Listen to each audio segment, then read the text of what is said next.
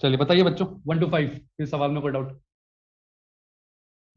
DBB number 37 लिख देता हूँ पहले।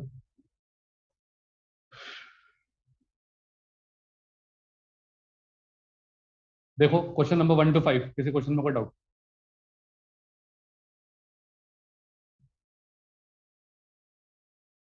6 to 10 कोई डाउट?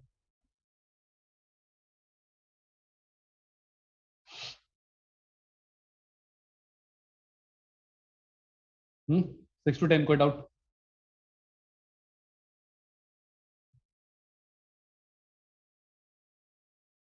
ग्यारह से 15 कोई डाउट?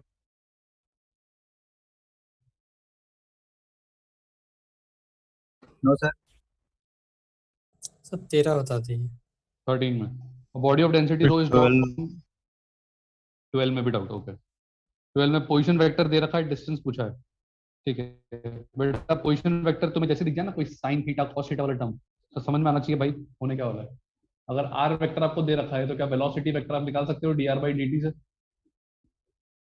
ठीक है, जैसे आप डिफरेंशिएट करोगे, जैसे दिख रखा है 3 sin t, तो क्या हो गया 3 cos t आई कैप, फिर हो गया 3 cos है तो -3 sin t जे कैप, और क्या बच गया +4 k कैप। क्या इस तरह का वेलोसिटी आएगा? चेक कर लो।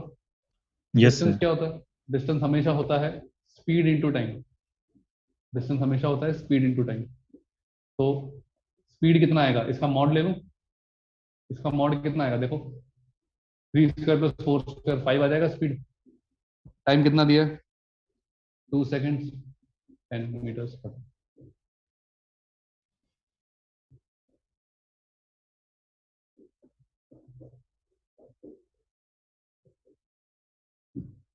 इसके बाद 13th क्वेश्चन पूछ रहे हो, a body of density rose dropped from rest from height h into a lake of density this maximum depth। अरे वर्क एमजी थ्योरम लगा ले।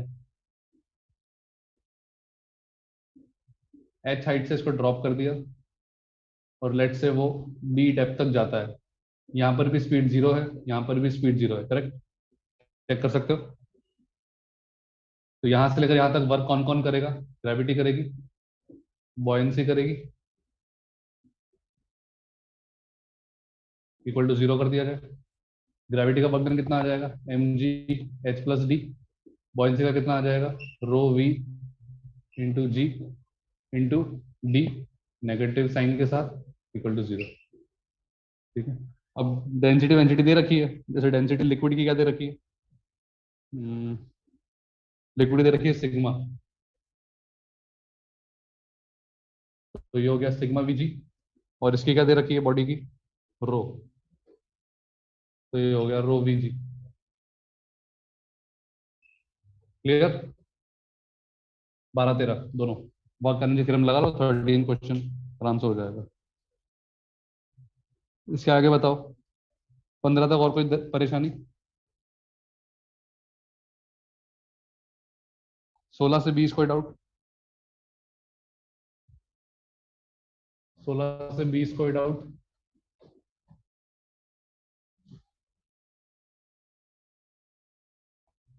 कोई डाउट नहीं, done.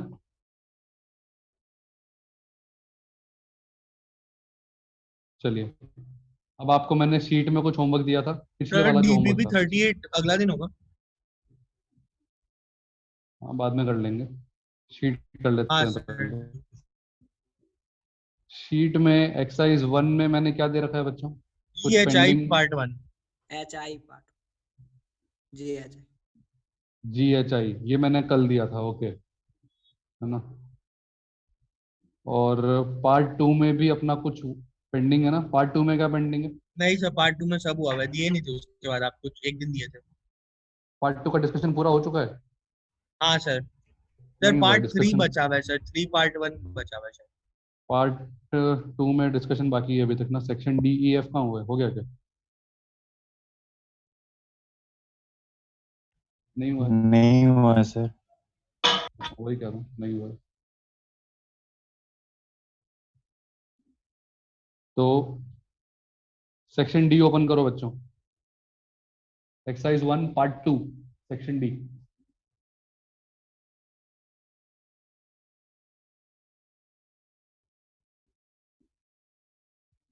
Exercise 1 part 2 section D, ये ओपन करो, बताइए सेक्शन डी में कोई doubt? Exercise 1 part 2 second. Sir D1। D1 में डाउट आ रहा है और एक को D2 पे डाउट आ रहा है, बेवकूफों। Two particles X and Y equal charges, accelerate कर दिया है सेम पोटेंशियल डिफरेंस से, दोनों का रेडियस दे रखा है, मास और क्या पूछा है, ratio of the masses of X to that of Y, दोनों का अपना अपना रेडियस भी दे रखा है।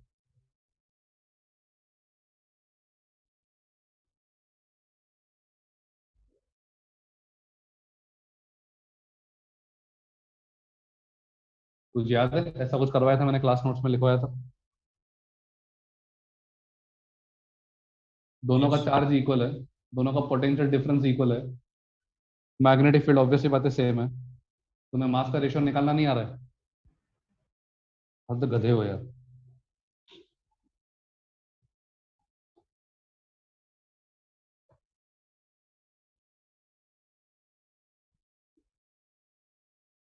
D2, a negative charge particle falling freely under gravity enters a region having uniform magnetic field. A negative falling freely under gravity enters a region having uniform horizontal magnetic field pointing towards north. एक particle को ऊपर से गिर रहा है ना, और the particle will be deflected towards east west north south, क्या होगा? तो एक पार्टिकल को इमेजिन करो, जैसे ये मान लेते हैं, ये ईस्ट है, ये वेस्ट है, ये नॉर्थ है, ये साउथ है, ठीक है? और पार्टिकल कहाँ जा रहा है? अंदर की तरफ गिर रहा है ना, पार्टिकल गिर रहा है, तो मान लेता हूँ कि मैं ऊपर से देख रहा हूँ, पार्टिकल को फेंक दिया, ठीक है? तो पार्टिकल की वेलोसिटी अगर अंदर की तरफ है v, और चाहो तो आसानी से भी कर सकते हो, आपको इतना दिमाग लगाना क्यों है? आपको तो खाली ये पता लगाना है ना किस तरफ डिफ्लेक्ट होगा, तो क्या आपको समझ आ रहा है? v क्रॉस v से पता लग जाएगा वेलोसिटी की direction. Velocity Yes, direction sir. कहाँ पर है? मतलब माइनस के कैप ले लो, वेलोसिटी की डायरेक्शन माइनस के कैप ले लो, और मैग्नेटिक फील्ड कहाँ दे रखी है? जे कैप ले लो। मतलब या तो 3D में डायग्राम बना के सोचो, या फिर सीधे सीधे कर लो ना। वेलोसिटी कहाँ पर हो गई? देखो माइनस के कैप में, मैग्नेटिक फील्ड कहाँ है? जे कैप में, चेक कर लो।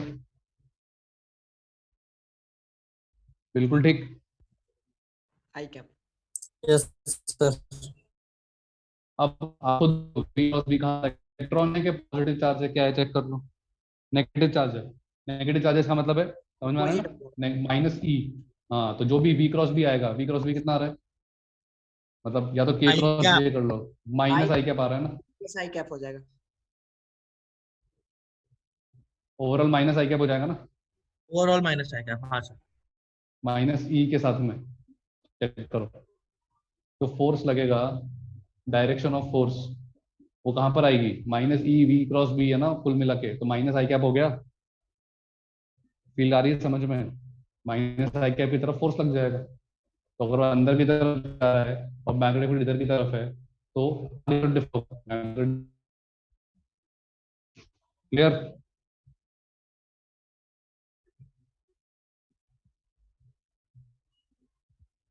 बताओ बताओ, समझ में आया?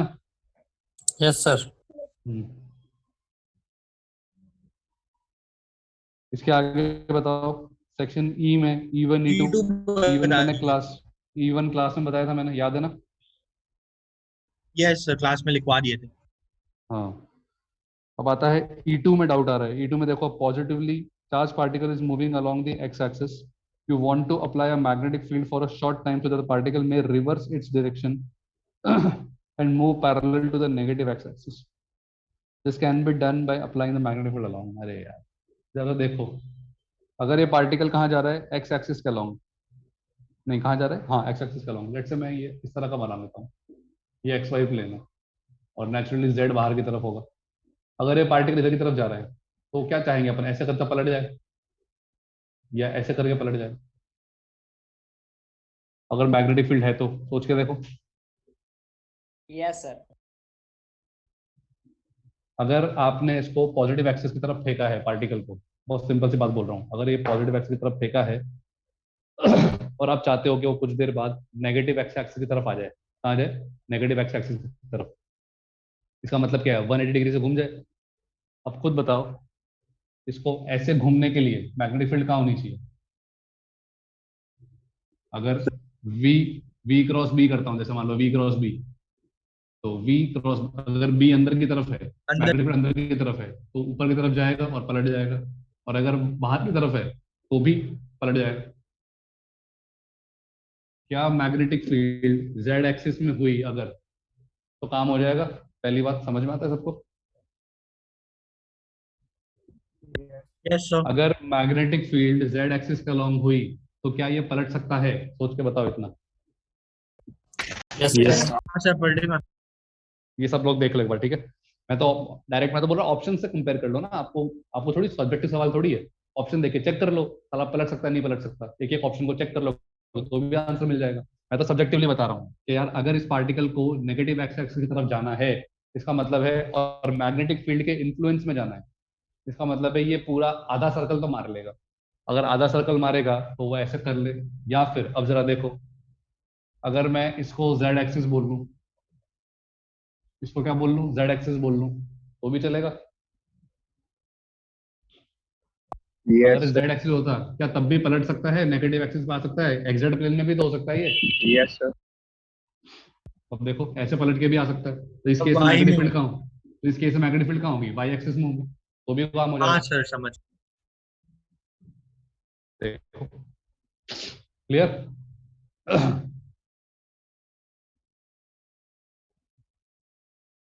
चलिए, इसके बाद बताना सेक्शन F1 F2 F3, कोई F2. परेशानी?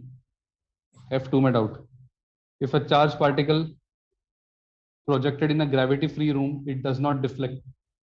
ठीक है, अब बोला है कि ग्रेविटी फ्री रूम में एक पार्टिकल को फेंक दिया है या फ्री फॉल कराया, क्या कराया? ओके, जो भी है वो बोल रहा है कि वो कहीं डिफ्लेक्ट नहीं करता, वो जिस लाइन के अलॉन्ग जा रहा है उस लाइन के अलॉन्ग ही जा रहा है। इसका मतलब क्या? मुझे एक बात बताना, डिफ्लेक्शन नहीं होना, इसका मतलब है वो स्ट्रेट पाथ में जा रहा है, स्ट्रेट पाथ में जा यस रहा सर। है। Yes, अगर sir. मैग्नेटिक फील्ड प्रेजेंट हुई, अगर मैग्नेटिक फील्ड प्रेजेंट हुई तो क्या वो स्ट्रेट पाथ में जा सकता है? पहले सोच के बताओ। नो सर, डिफ्लेक्शन होगा। No, sir. Circle जाएगा. जा सकता है भाई, उसकी वेलोसिटी का अलॉन्ग हुआ तो मैग्नेटिक फील्ड, Yes, sir. उसकी जिस डायरेक्शन में वेलोसिटी है अगर उसी डायरेक्शन में मैग्नेटिक फील्ड हुई तो क्या वो डिफ्लेक्ट करेगा क्या? नहीं सर करेगा। उनके बीच के एंगल तो 0 हो जाएगा ना सर. एग्जैक्टली exactly, अगर मैग्नेटिक फील्ड और वेलोसिटी के बीच, देखो क्वेश्चन की पहले आत्मा को समझो। वो ये बोल रहा है कि पार्टिकल डिफ्लेक्ट नहीं कर रहा, तो उसके बहुत सारे पॉसिबिलिटी हो सकते हैं। क्या क्या हो सकते हैं मैं आपको एक एक करके बता रहा हूँ, सुनो उसको। क्या मैग्नेटिक फील्ड प्रेजेंट रहे और वो डिफ्लेक्ट ना करे? पॉसिबल है, हाँ जी पॉसिबल है। मैग्नेटिक फील्ड और वेलोसिटी पैरेलल हो जाए, पहला केस। इलेक्ट्रिक फील्ड मौजूद है, मैग्नेटिक फील्ड मौजूद नहीं है, क्या वो स्ट्रेट लाइन में जा सकता है? बिल्कुल जा सकता है, इलेक्ट्रिक फील्ड उसी डायरेक्शन में हो। तीसरा case, electric field magnetic field दोनों मौजूद हो, क्या वो स्ट्रेट पाथ में जा सकता है? बिल्कुल जा सकता है। अपन ने केस पढ़ा था क्रॉस मैग्नेटिक फील्ड वाला, E cross perpendicular, B electromagnetic. Perpendicular, B. बिल्कुल। तो क्या तीनों सिनारियोज में क्या वो अनडिफ्लेक्टेड जा सकता है? क्या ये पॉसिबिलिटी है, हाँ या ना? है सर। पॉसिबिलिटी तो है। अब सवाल देखो क्या है, both must be zero, both electric field में बी प्रेजेंट। हाँ तो बस हो गया ना, सिंगल चॉइस है तो both electric field magnetic field में बी प्रेजेंट, क्या परेशानी? बोलो, क्लियर? Yes sir. इसके बाद आता है आपका, बताओ सेक्शन एफ में और F1 F3 में और कोई परेशानी? Sir F3. F3, an electron traveling with speed u along the positive x-axis enters into a region of magnetic field where 2b, where 2b equal to minus b naught k cap. It comes out of the region with speed v. Then समझ नहीं आया मेरे को, चलो एक minute sir diagram बनाते हैं। Particle को आपने इधर की तरफ u की स्पीड से फेंका है और ये इलेक्ट्रॉन है। Magnetic field apparently minus B naught के कैप है, मतलब माइनस के कैप में अंदर की तरफ है। मैग्नेटिक फील्ड कुल मिला के अंदर की तरफ है, ठीक है? जो भी है कांस्टेंट है, यूनिफॉर्म है, ठीक है? मैग्नेटिक फील्ड आपकी नॉन यूनिफॉर्म तो नहीं है, जो भी है यूनिफॉर्म है। मैग्नेटिक फील्ड अंदर की तरफ है, इसको आपने यू की स्पीड से फेंक दिया, it comes out of the region with speed v। तो v इक्वल टू यू तो होना ही है, इसमें क्या हाँ परेशानी सर है? वो तो होगा ही। ठीक है, सर बस अब ये आपको चेक पता करना लगाना किधर है। जाएगा। क्या बेवकूफ से सवाल पूछते हो गधों यार, तुम ये नहीं हो रहा, बिल्कुल बेवकूफ सारे सबके सब। v क्रॉस b, अंगूठा ऊपर की तरफ नेगेटिव। जा रहा है लेकिन ये इलेक्ट्रॉन है। अभी तो क्लास में थोड़ा तो पढ़ लिया करो। सर क्वेश्चन अभी समझ निकल नहीं जाए। आ रहा था। क्या समझ नहीं आ रहा बेटा इसमें, इतनी अब आईआईटी का पूछा हुआ सवाल है, अब इसको तू क्या करेगा? लैंग्वेज भी सीधी सी है, डायग्राम बनाओगे तो समझ में आएगा। खाली इतना पूछ रहा है कि क्या होगा ट्रेजेक्टरी के बारे में। v इक्वल टू यू वो तो वैसे ही पता है, क्योंकि कभी वर्क डन होता नहीं है। अब वो ऊपर से निकलेगा नीचे से निकलेगा, इतना तो करोगे ना यार। फिर क्या उम्मीद रखूं मैं तुमसे, एक्सरसाइज 2 तुम करोगे?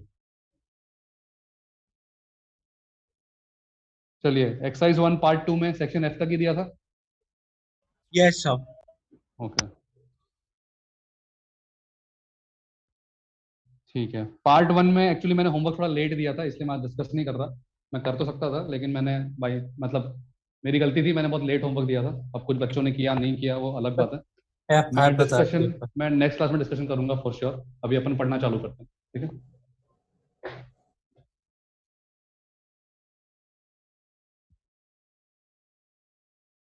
क्लास नोट्स ओपन करेंगे, एक सवाल दिया था मैंने आप लोगों को करने के लिए। हुआ क्या बेटा? हम्म,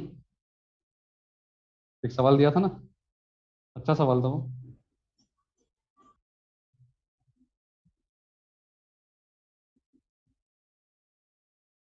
या बुक खोली ही नहीं है? सर अंदर नहीं बाहर की तरफ आ रहा था करंट। बाहर की तरफ, बाहर की तरफ खोली।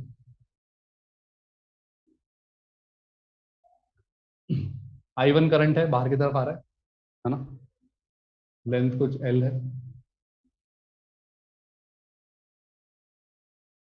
ठीक है। लेंथ L है, ये लेंथ आपको कुछ मैंने R दे रखी है, R ही दी थी ना? Yes sir. Yes sir. Yes ठीक सर। है, और लेट्स से इस वायर को मैंने PQ नाम दे दिया। ठीक है, आपसे क्वेश्चन में पूछा है कि बताओ इस वायर पे कितना फोर्स लग रहा है। लैंग्वेज पढ़ लेता हूँ, फाइंड द फोर्स। बिल्कुल ठीक है, फोर्स ऑन वायर PQ, है ना? तो अब जरा देखो इसमें हो क्या रहा है। इसकी वजह से मैग्नेटिक फील्ड लाइंस कैसी होंगी? इस तरह की मैग्नेटिक फील्ड लाइंस होंगी, सोच सकते हैं सब लोग। ऐसी ऐसी करती हुई जाएगी, ठीक है? तो यू कैन सी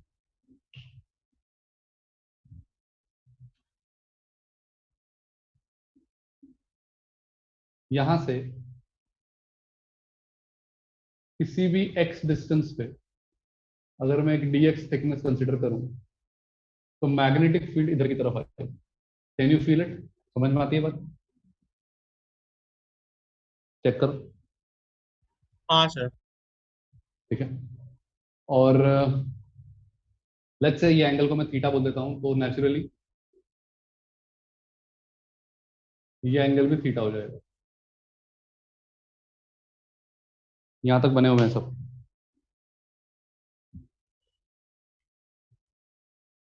अब मुझे इस एलिमेंट पे फोर्स लिखना है, बात तो इतनी सी है। इस एलिमेंट पे फोर्स लिखना है। आपको मैंने बताया जब भी एलिमेंट पे फोर्स लिखना हो, सिर्फ एलिमेंट पे नजर रखो, बाकी सबको भूल जाओ। करंट कहाँ जा रहा है? आगे की तरफ, I2। लेंथ कितनी है? dx, ideal cross b। b कितना आएगा चेक करके बताओ। Mu naught I1 whole upon 2 pi under root के अंदर R square plus x square. Check कर सकते हो, देखो। Yes sir. और करंट और मैग्नेटिक फील्ड आइडियल क्रॉस भी आता है। करंट और मैग्नेटिक फील्ड के बीच में कितना एंगल है? Pi minus theta. तो मैं डायरेक्ट साइन थीटा लिख दी, sine pi minus theta. Check कर,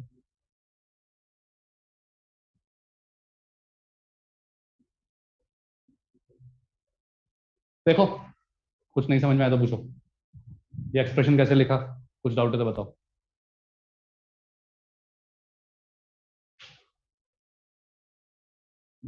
सर हम लोग एक्स डिस्टेंस कहाँ से लेंगे, कैसे समझ में आएगा? हमेशा जैसा आपका एलिमेंट है, एलिमेंट वायर के अलॉन्ग लो, इस एलिमेंट के अलॉन्ग इंटीग्रेट करना है ना। आप खुद सोचो ना, अगर ऐसे एक्स लोगे तो dx लेना इजी है, और x की लिमिट भी काफी इजी है, 0 से l। तो जब ऐसा आपको दिखे कि यार लिमिट्स लगाना आसान होगा, एलिमेंट अज्यूम करना आसान होगा, उस तरीके से अज्यूम करो। यहाँ से मानना बेवकूफ़ी है, काफ़ी लंबा जाएगा। ठीक है सर। सर बी की direction.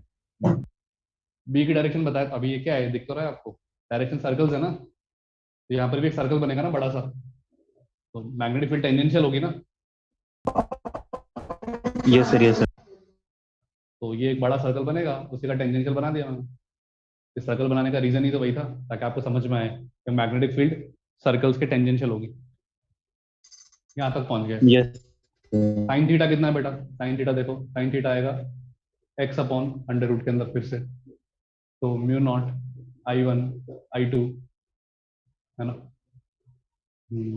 X d x whole upon r square plus x square का इंटीग्रेशन। चेक करो, साइन थीटा को सब्स्टिट्यूट कर दिया मैंने।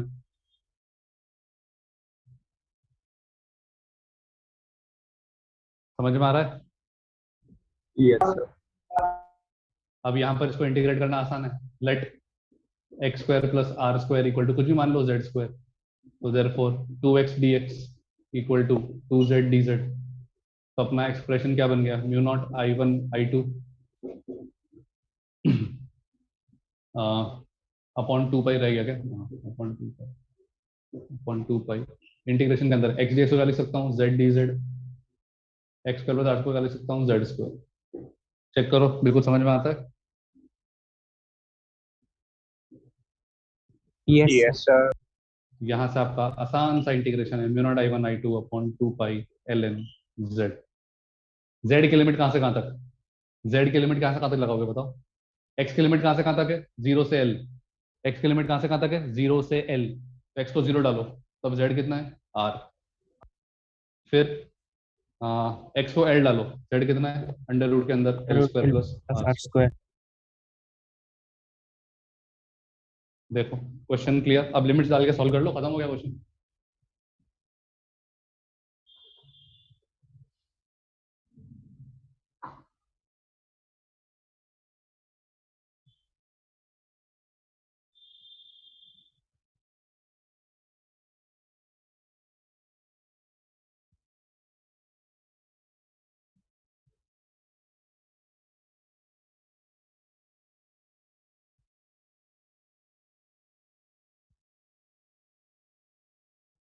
सर कर जेड हम लोगे लोग अब? क्या माने हैं? z मैंने कुछ भी ऐसे ही, इसको तो वो तो मैथ्स है, ये इसके बाद तो मैथ्स है, फिजिक्स यहीं पे खत्म हो गई। इसको इंटीग्रेट करने के लिए मैंने कुछ एक नया वेरिएबल मान लिया z। अच्छा सर ठीक है। फिजिक्स इतनी ही थी, इसके बाद सिर्फ मैथ्स है। वो जिस दिन आप लोग इंटीग्रेशन सीखोगे उस दिन ये सब बहुत आसान लगेगा, तो चिंता मत करो।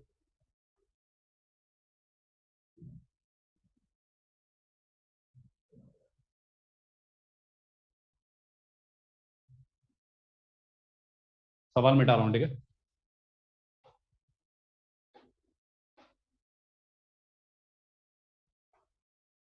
बस मैं बोल रहा हूँ कि सवालों को देख के ना अब डरना बंद करो। डरना नहीं है इन सवालों को, मैंने कम से कम अच्छे सवाल भी करा दिए, इजी क्वेश्चंस भी करा दिए।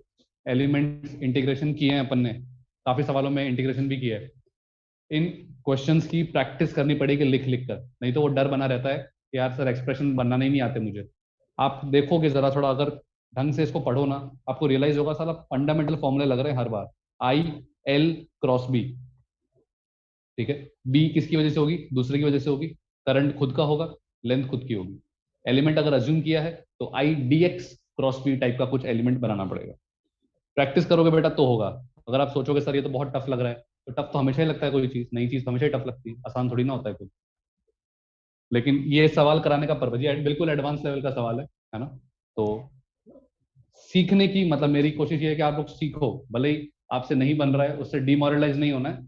सीखना है अपने को कि यार इस तरह के सवाल भी तो होते ही हैं, हमेशा ग्रो करना है ना अपने को। आसान आसान सवाल कराता रहूंगा, तो मैं खुश रखूंगा, तो उससे क्या फायदा है? नुकसान तुम्हारा ही है। आगे बढ़ेंगे।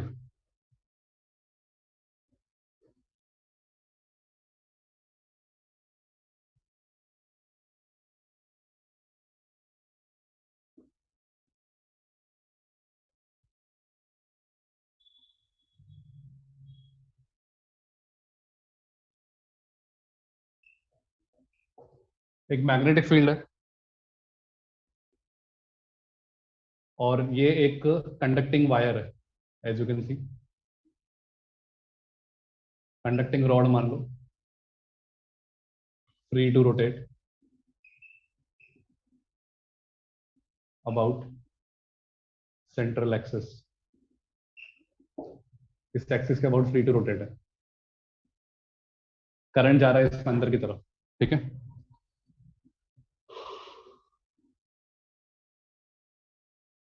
रॉड ऑफ मास m,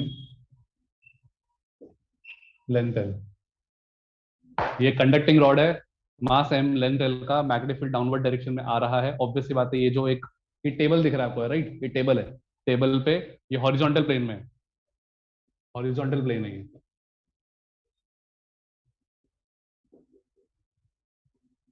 और मैग्नेटिक फील्ड का है वर्टिकली डाउन। आई होप ये फंडा समझ में आ गया, ठीक है, पूरा कॉन्सेप्ट क्लियर है। अब आपसे इसमें पूछा है कि फाइंड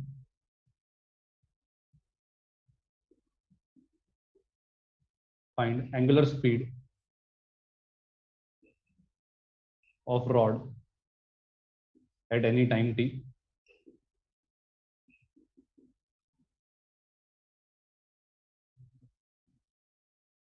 ठीक है, यही कर लो काफी। Find angular speed of rod at any time t।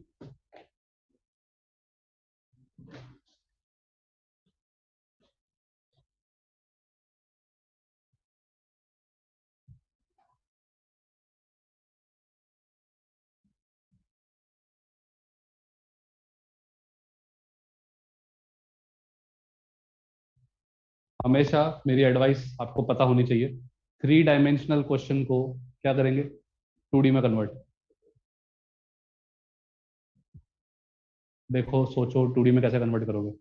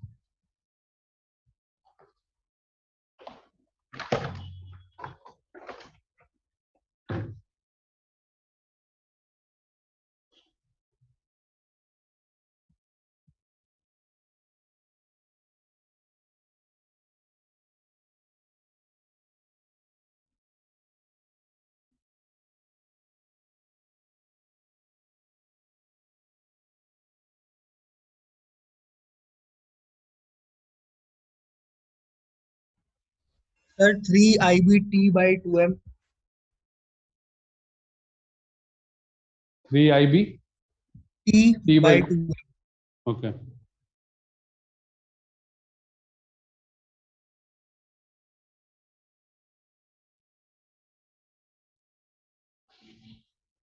चलिए ध्यान देते हैं, आंसर सही है शायद। देखो सबसे बेस्ट है, टॉप व्यू बनाओ, ऊपर से देखो, ऊपर से देखोगे तो करंट जा रहा है इधर और मैग्नेटिक फील्ड अंदर की तरफ, एज यू कैन सी। क्या फोर्स लगेगा, I×B लगेगा, I×B। जैसे ही I×B लगेगा, कितना, ILB, चेक कर लो, ठीक है। अभी जो ILB फोर्स लगेगा, ये कहाँ लगेगा, क्या पूरे रॉड पे यूनिफॉर्म लगेगा, सोच के बताओ, पूरे रॉड पे यूनिफॉर्म है। Yes sir. अगर पूरे रॉड पे यूनिफॉर्म है तो उसके अपन सेंटर पे मान सकते हैं इसका पॉइंट ऑफ एप्लीकेशन। ये इसका क्या हो गया, पॉइंट ऑफ एप्लीकेशन। आप उसका पॉइंट ऑफ एप्लीकेशन क्यों बता रहे हो, क्योंकि जैसे एक रॉड होती है, इस पूरे रॉड पे, हर पूरे रॉड का डीएम डीएम डीएम डीएम, पूरे रॉड का डीएम डीएम मास होता है, टोटल टोटल मास m होता है। mg कहाँ लगता है, उसके सेंटर पे, करेक्ट। तो जब भी कोई फोर्स पूरे बॉडी पे यूनिफॉर्म लगता है ना, तो उसका, उस बॉडी का पॉइंट ऑफ एप्लीकेशन कहाँ मान सकते हो, उस बॉडी के सेंटर पे, ठीक।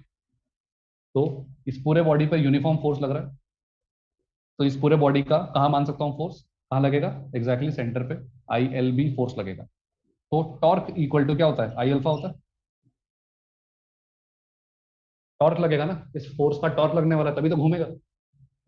तो I l b into l by two equal to m l square by three into alpha. Alpha को क्या लिख सकते हो? Omega by t. देख लो, यस सर। क्योंकि इनिशियली तो रेस्ट पे था ना, इनिशियली रेस्ट पे था, ओमेगा इनिशियल जीरो।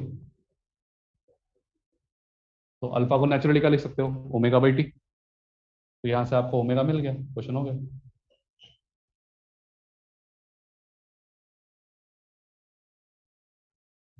बताओ, इजी था। हाँ सर। टॉर्क लिखा है बेटा, और सर कुछ भी एक काम बार नहीं किया। रिपीट कर दिए सर। मैं बोल रहा हूँ कि मैग्नेटिक फोर्स लगा, मैग्नेटिक फोर्स कितना लगेगा? आई एल बी लगेगा, वो तो लगेगा ही। अब ये आई एल बी जो फोर्स लगेगा, उसके चक्कर में ये वाला एंड तो फिक्स है ना, तो ये रॉड तो घूमेगी ना। अगर रॉड कोई घूमेगी तो टॉर्क लगा होगा, अगर कोई रॉड घूमेगी तो टॉर्क लगा होगा। तो टॉर्क कितना लगा होगा? आई एल बी इंटू उसका सेंटर जो डिस्टेंस है वो ले लिया, l by two equal to I alpha. I m l square by three होता है, अल्फा लिख दिया, हो गया। जितना बड़ा सवाल बनाया ना, छोटा सोल्यूशन छोटा सा ही है।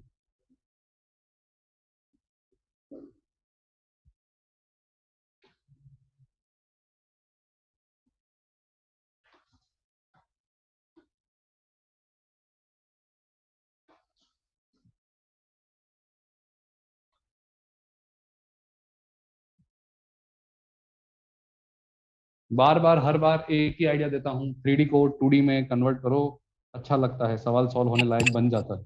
सर एनी टाइम टी पे निकाला है हमने सर ये। हाँ बेटा, किसी भी टाइम टी पर ओमेगा निकल गया।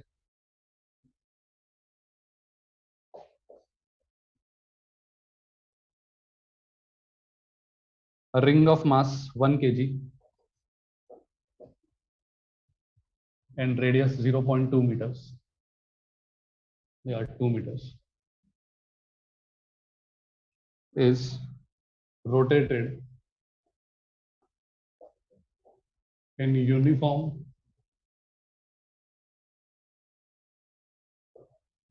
magnetic field 10 Tesla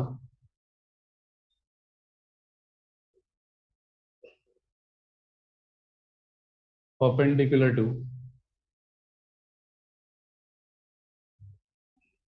plane of loop with constant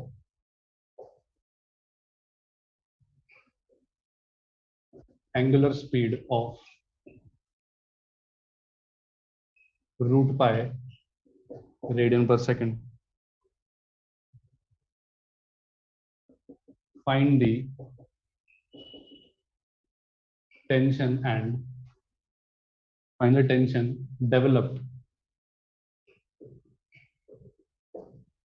in the ring if current is 0.5 ampere in ring.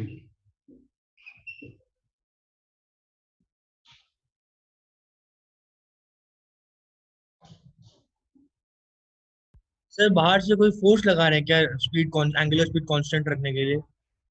नहीं, वो कांस्टेंट स्पीड से घूम रहा है, बस ये बता रखा है। अगर बोला है तो अपने को टेंशन नहीं लेना है, वो कैसे मेंटेन हो रहा है वो जाने। बोथ करंट ठीक है। and rotation of ring are in same direction.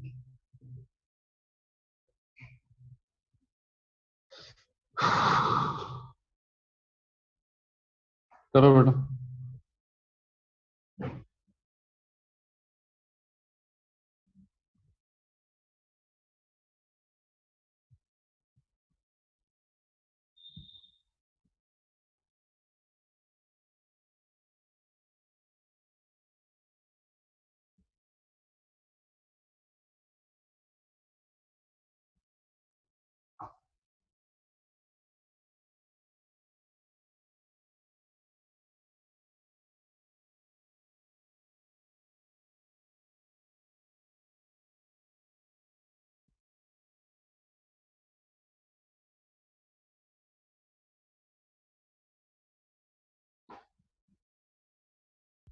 Sir इसमें स्टार्ट डी थीटा का थिकनेस का एलिमेंट लेके करेंगे जैसे करते थे। बिल्कुल करंट इलेक्ट्रिक, हाँ सर्कुलर मोशन में एक सवाल ऐसा किया होगा, हाँ बिल्कुल वैसा ही करना है।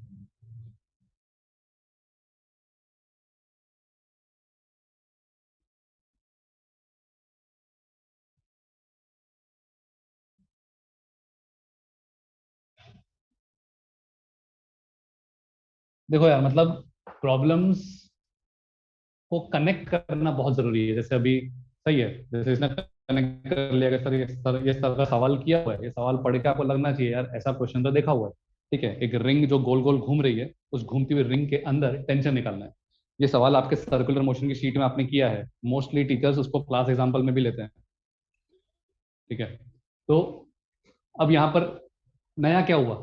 नया बस ये हुआ कि अब जो रिंग है जो घूम रही थी, साथ साथ में मैग्नेटिक फील्ड भी आ गई है, करंट भी आ गया उसमें, तो एक मैग्नेटिक फोर्स एक्स्ट्रा लगेगा, और क्या होगा।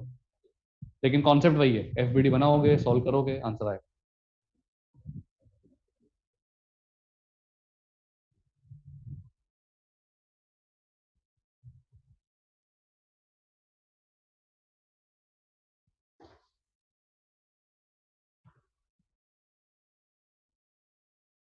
जैसे पर डायग्राम ड्रॉ करो। हाँ, लेट्स से करंट ये रहा, ओमेगा से ये रिंग घूम रही है, मैग्नेटिक फील्ड,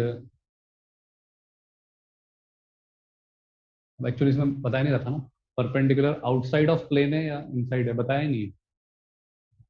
हम्म,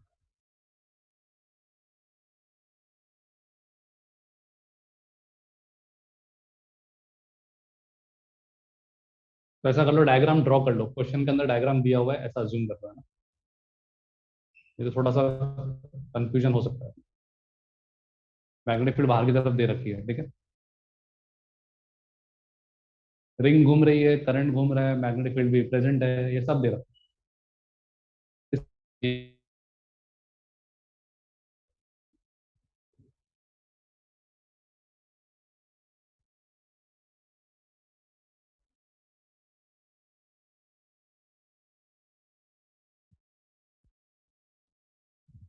सर रिंग की वजह से भी तो मैग्नेटिक फील्ड आएगी। रिंग की वजह से क्या आएगी? तो मैग्नेटिक फील्ड क्योंकि करंट भी दौड़ रहा है। आपको कितनी बार बताया बेटा, जब आपको बाहर की मैग्नेटिक फील्ड दे रखी होती है तो खुद की मैग्नेटिक फील्ड की वजह से अपन चीजें नहीं देखते। चल खुद की मैग्नेटिक फील्ड होगी भी सही, क्या खुद की मैग्नेटिक फील्ड की वजह से खुद को फोर्स लगेगा क्या? No sir. Exactly exactly. आप सवाल पढ़ो, सवाल में क्या हो रहा है।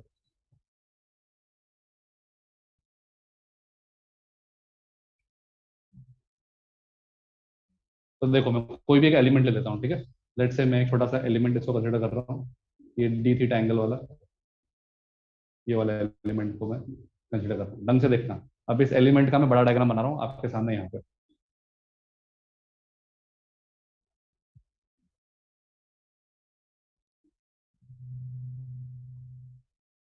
ये रहा टेंशन टी, ये रहा टेंशन टी,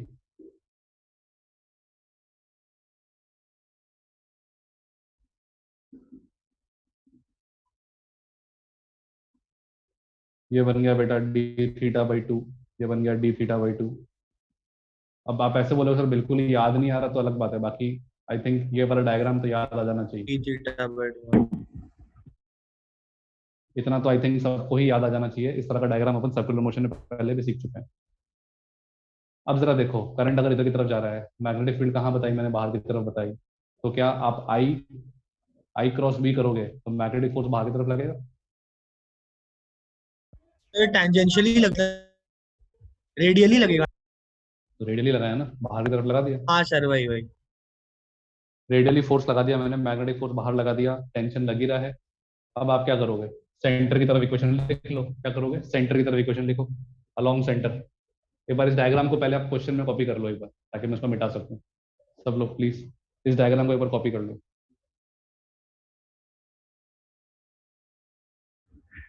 फोर्स बाहर की तरफ थोड़ी ना होगा। तो कहाँ होगा बेटा? आई क्रॉस तो आर मतलब क्रॉस कि बी करना, उसी के प्लेन में होगा ना। प्लेन में ही तो है। हाँ तो मुझे लगा आप कह रहे हैं वो बी की वो मैग्नेटिक फील्ड की डायरेक्शन में होगा फोर्स। बेटा मेरे, ये बोर्ड का प्लेन का एरो है ना, अगर बोर्ड के हाँ। अंदर या बाहर होता तो मैं क्रॉस या डॉट बनाता ना।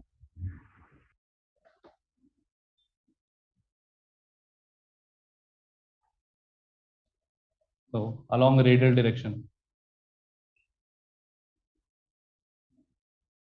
क्या इक्वेशन बन गई, 2t sine of d theta by 2 minus I into R D theta into B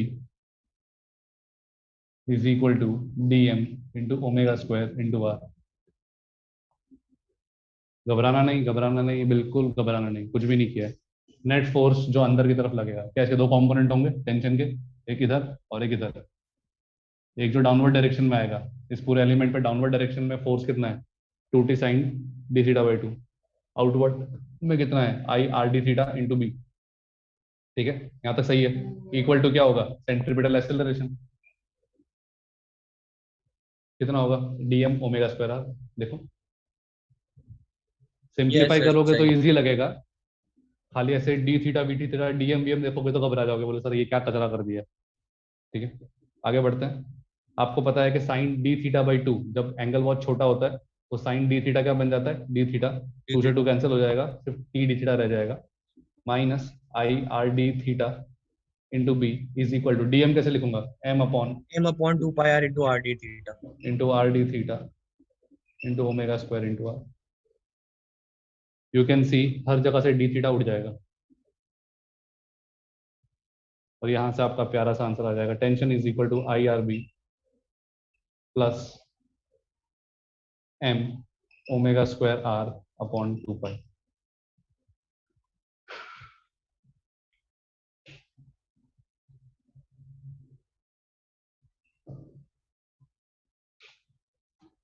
पूरा मुद्दा है, न्यूटन की इक्वेशन लगाई है अपन ने, सर्कुलर मोशन की इक्वेशन है और कुछ नहीं है एक्स्ट्रा, सर्कल की इक्वेशन है अपने को सिर्फ। और ये सब चीजें तो आती थी, ये लिखना पहले भी आता था, यस सर, ये रिजल्ट तो ये याद लिखना था पहले।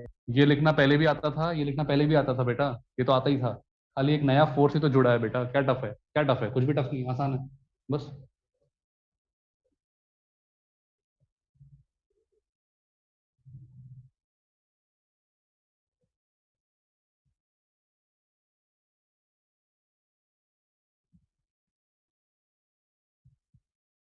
करो कॉपी करो।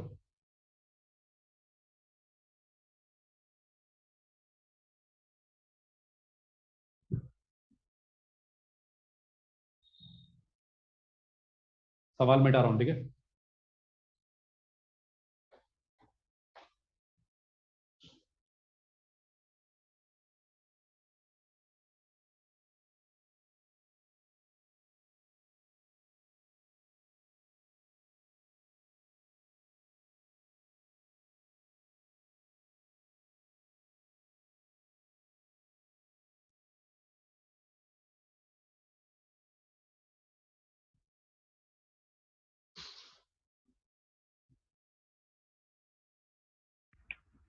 इसको शॉर्टकट से भी कर सकते थे, अगर आप चाहो तो आपको आइडिया दे रहा हूँ। मैं आधी रिंग का एफबीडी बनाऊं तो टेंशन टी, इस आधे रिंग पे फोर्स लगेगा I into 2 R into B. Of course क्योंकि आपको पता है मैग्नेटिक फील्ड यूनिफॉर्म है, अगर मैग्नेटिक फील्ड यूनिफॉर्म है तो ये पूरी लेंथ 2 आर हो जाएगी। मैं इस पूरे वायर को एक छोटे वायर से रिप्लेस कर सकता हूँ, इस पे फोर्स लगेगा। ये क्या इमेजिन होता है सबको? Yes yes sir. Sir. Centre of मास इसका कहाँ पर है, 2r/पाई पे, अगर याद हो तो, सेमी सर्कुलर रिंग का। Yes sir.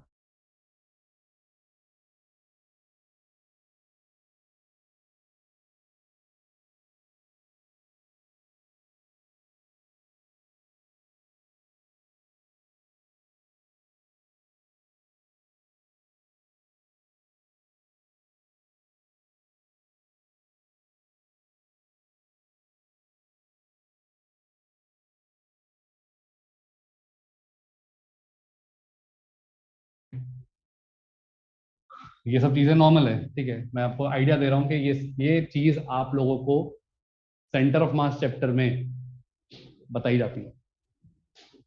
टेंशन टेंशन क्या किया मैंने, इस पूरे को सेंटर मास ये रहा अपना, टेक्निकली ये जो ओमेगा से गोल गोल घूम रहा है तो ये सेंटर मास इस सर्कल में घूम रहा होगा ना, यस सर। करेक्ट। अगर ये सेंटर मास इस सर्कल में घूम रहा है तो इस पर net external force, centre mass पे net external force should provide the centripetal acceleration. Yes sir. Yes आप सर। बोलो सर ये m/2 क्यों लिया? बेटा अपन ने FBD आधे रिंग का बनाया है इसलिए m/2 लिया, है ना।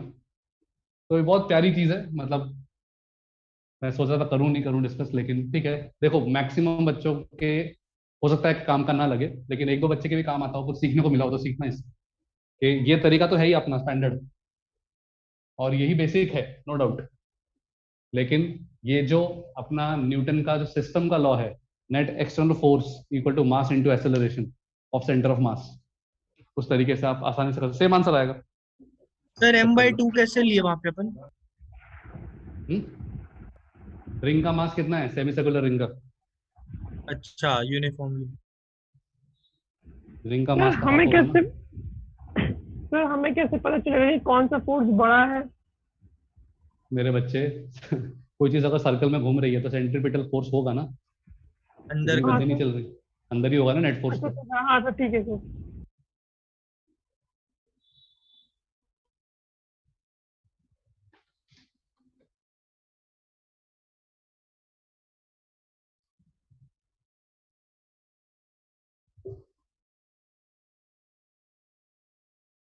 चलो भाई, अब इसी के साथ देखो यार, मैंने कहीं पर भी कोई कंजूसी नहीं की है, मैंने ऑलमोस्ट हर तरह के सवाल टफ इजी सब करवा दिए, काफी प्रॉब्लम्स भी कर लिए।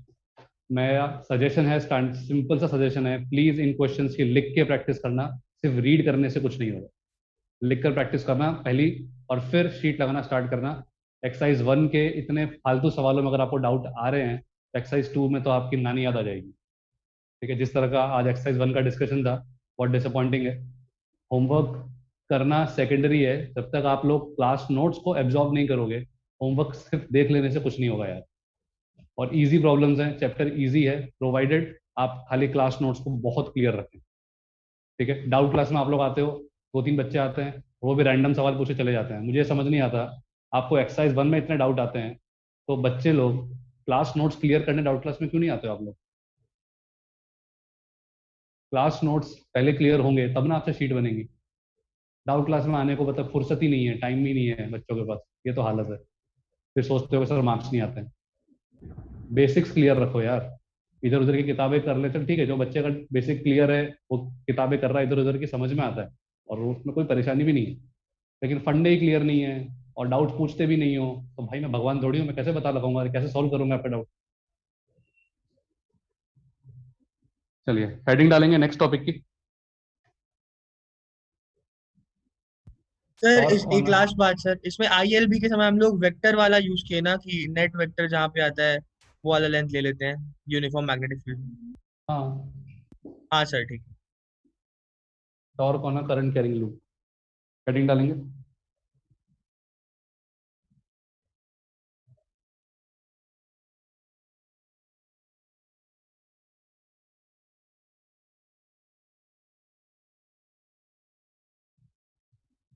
आपके सामने मैं दो केस बना रहा हूँ, ठीक है।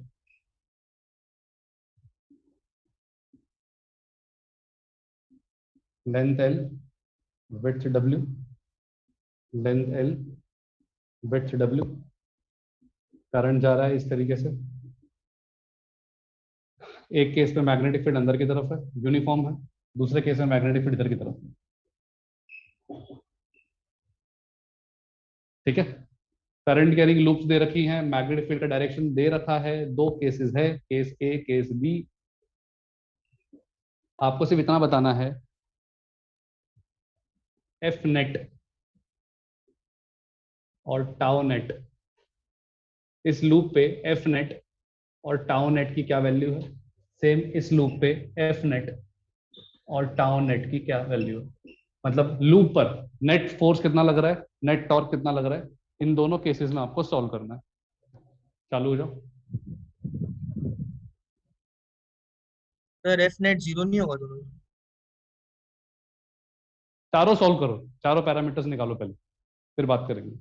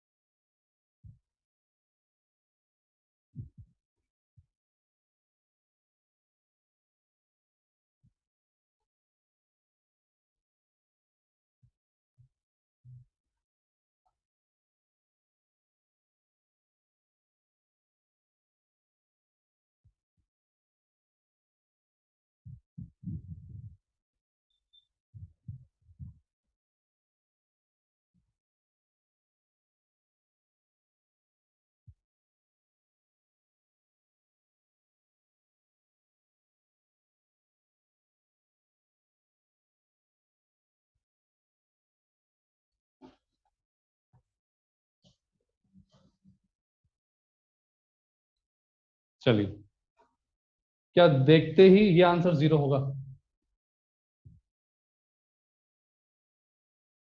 Yes sir. EL वेक्टर है ही बिल्कुल नहीं। 100%। मैग्नेटिक फील्ड यूनिफॉर्म है, पहली बात, मैग्नेटिक फील्ड यूनिफॉर्म है और करंट कैरिंग लूप है। यूनिफॉर्म मैग्नेटिक फील्ड में अगर करंट कैरिंग लूप रखी हुई है तो सोचना ही नहीं है, दिमाग लगाना ही नहीं है, आंसर सीधा सीधा 0 होगा। फोर्स तो 100% 0 होगा, लेकिन फोर्स 0 होगा तो टॉर्क भी 0 होगा। जरूरी है? नो नहीं सर। सर, कपल नहीं, बनेगा। जरूरी नहीं। तो अब चेक करते हैं, ध्यान दें। इस वाले केस में जरा देखो आप, इस वाले पर्टिकुलर केस में जैसे ये वाले वायर में करंट जा रहा है, इधर इधर इधर इस तरीके से जा रहा है। ठीक है, देखना, बने रहना। इस वाले वायर पे मैग्नेटिक फील्ड अंदर है, अंदर, तो फोर्स कहाँ लगेगा? ऊपर। तो इस वाले वायर पे फोर्स लगेगा ऊपर, इस वाले वायर पे फोर्स लगेगा इधर, इस वाले पे लगेगा इधर, इस वाले पे लगेगा इधर। चेक कर लो।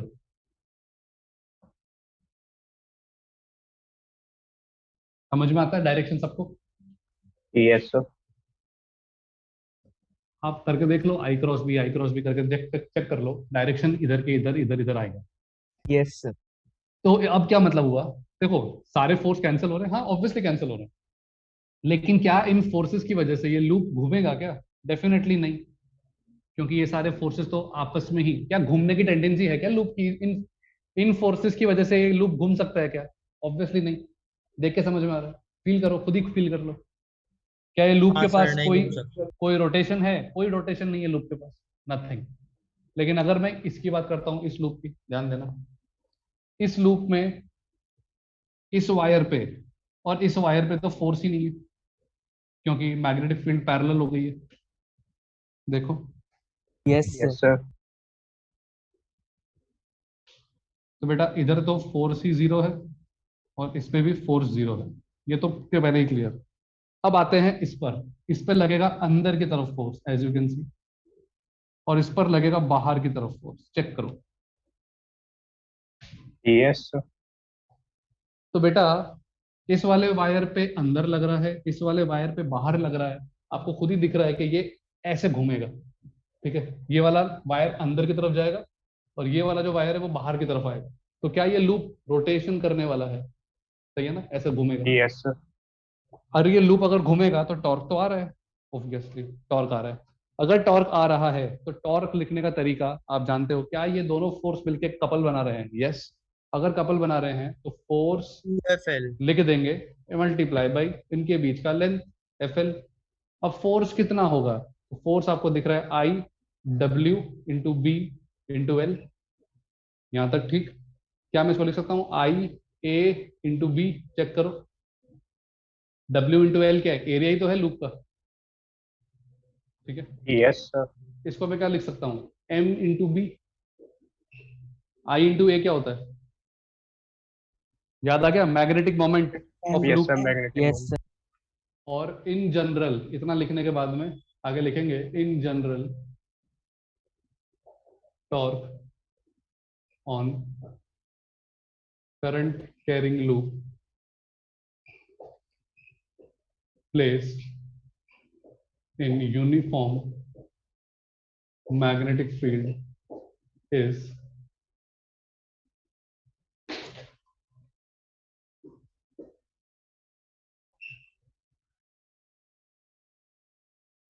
M cross B।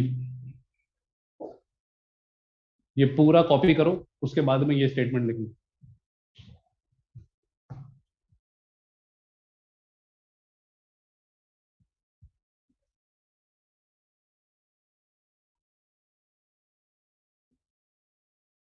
Sir magnetic field in the plane होगा ना, मतलब अंदर होगा तब तो अपने 0 ही मान लेंगे। बताऊंगा अभी, वेट करो, खाली कॉपी करो एक बार।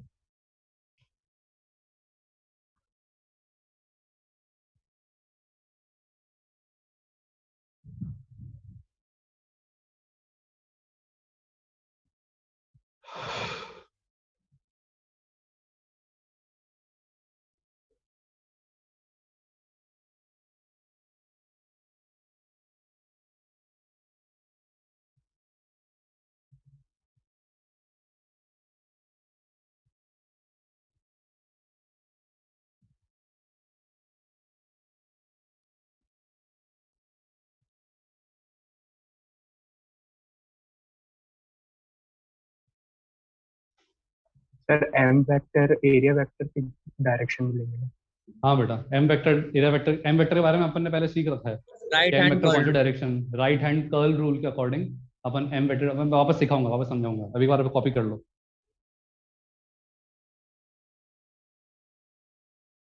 अब सही मायने में उसका यूज होगा कैपिटल एम का।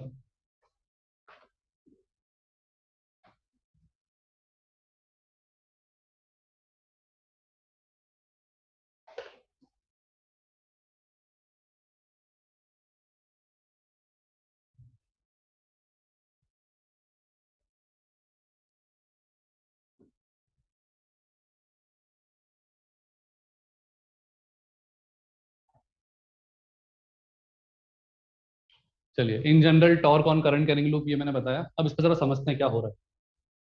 देखो, आपको पहले अपन ने देखा था कि एक रिंग जो होती है, एक करंट कैरिंग रिंग, ठीक है, उसको अपन ने एक डाइपोल की तरह अज्यूम किया था, आपको याद होगा, ठीक है। और वो कुछ कंडीशन के अंदर किया था, किसी कंडीशन के अंदर अपन ने उसको डाइपोल मान लिया था। और वो कंडीशन क्या थी कि अगर रिंग का साइज बहुत छोटा होगा, ठीक है, तो अपन एक रिंग को बढ़िया से डाइपोल मान सकते हैं। नॉर्थ पोल साउथ पोल अपन ने सब उसमें दिखाए थे कि कैसे दो रिंग्स एक दूसरे को अट्रैक्ट कर सकती हैं, रिपेल कर सकती हैं, सब चीजें कुछ दिनों पहले ही पढ़ी है अपन ने। अब यहाँ पर क्या बोल रहा है कि करंट, अभी अब ये जो स्टेटमेंट है मतलब क्या, कि कोई भी करंट कैरिंग लूप हो, किसी भी साइज की, किसी भी शेप की, उसका आप पहली बात तो कैपिटल एम डिफाइन कर सकते हो। कैपिटल एम हमेशा वही है जो पहले था, कौन सा, आई इंटू ए। अगर number of turns capital n हुए तो आई एन ए हो जाएगा, ठीक है। तो कैपिटल एम तो वही है। अब रही बात डायरेक्शन की, तो इसके साथ साथ में ये भी लिखेंगे, नोट बना के आगे लिखो। torque will act in such a way that m vector will try to align itself with b vector। अब ये आप लोगों को थोड़ा अटपटा लग सकता है, सर ये क्या है, लेकिन मैं बहुत बेसिक चीज बताता हूँ, याद दिलाता हूँ। आप लोग इलेक्ट्रिक फील्ड याद करो। इलेक्ट्रिक फील्ड इस तरह की हुआ करती थी और अपना डाइपोल कुछ इस तरह का हुआ करता था। क्या इस पर जो टॉर्क लगता था बेटा, वो P क्रॉस E लगता था? सबको याद है? Yes sir. और उस टॉर्क लगने की वजह से क्या ये P वेक्टर अपने आप को E वेक्टर की डायरेक्शन में लेके आता था? ये हमेशा इधर की तरफ जाता था। टॉर्क ऐसे लगता था कि P वेक्टर E वेक्टर की डायरेक्शन में आके अलाइन हो जाता है, हाँ या ना? Yes sir. और अपन ने इस चैप्टर के स्टार्ट में ही सीखा था कि जो इलेक्ट्रोस्टैटिक्स का P वेक्टर है वही मैग्नेटिज्म में कैपिटल M वेक्टर है, बताया था मैंने। देखो फॉर्मूला तक सेम आ रहा है, M क्रॉस B।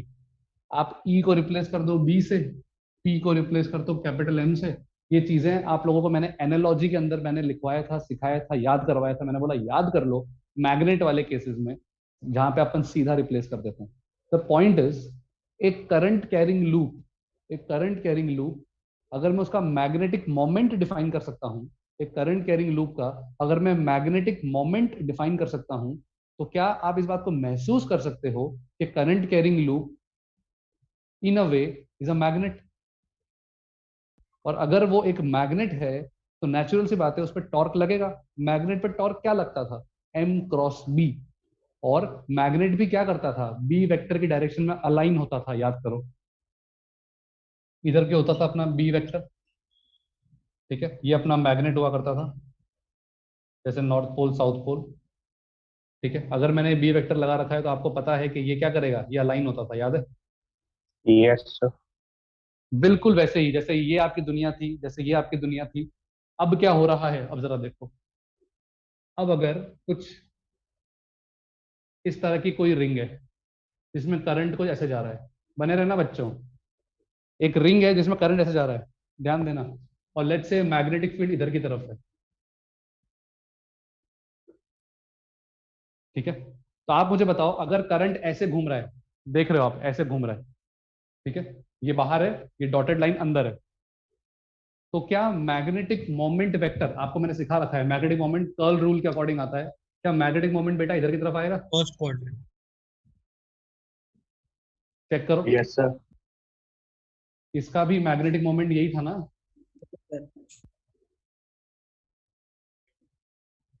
याद है? Yes sir. यस सर, याद है। मैं बोल रहा हूँ बेटा ये सब कनेक्टेड है, ये सब प्यार से कनेक्टेड है। ये जो लूप का प्लेन है, लूप का प्लेन इंपॉर्टेंट नहीं है, लूप के प्लेन के परपेंडिकुलर एम वेक्टर का डायरेक्शन है, और टॉर्क हमेशा इस तरीके से लगेगा कि एम वेक्टर बी वेक्टर की डायरेक्शन में आने की कोशिश करेगा, जैसे यहां पर पी वेक्टर करता था, जैसे यहां पर एम वेक्टर करता था, वैसे ही अब यहां पर भी लूप का एरिया वेक्टर करेगा। क्या मेरी बात समझ में आई? Yes sir. Yes sir. Copy करेंगे? और सर एम हमेशा आई के परपेंडिकुलर रहेगा।